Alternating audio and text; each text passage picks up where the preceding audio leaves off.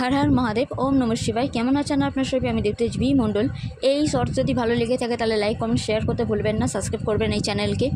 পূর্বপুরুষের আশীর্বাদ যদি না পেয়ে থাকেন তাহলে কিন্তু পরিবারের প্রচণ্ড খুবই পরিমাণে একটা প্রবলেম ফেস করতে হতে পারে।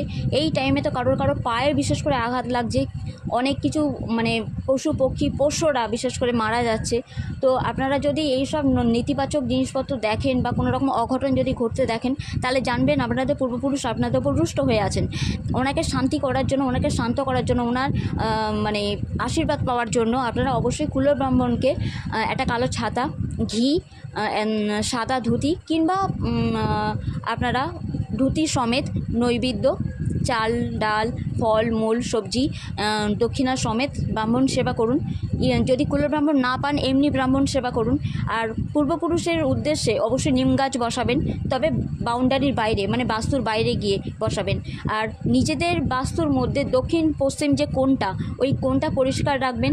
ওই কোণ যদি নিম গাছ বসাতে পারেন তাহলে খুবই ভালো কথা।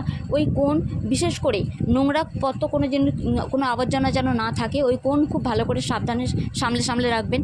আর পূর্বপুরুষের কাছে প্রার্থনা করে অবশ্যই ঘুমাতে যাবেন যে তাদের আত্মার শান্তি কামনা আপনারা করছেন। ওকে।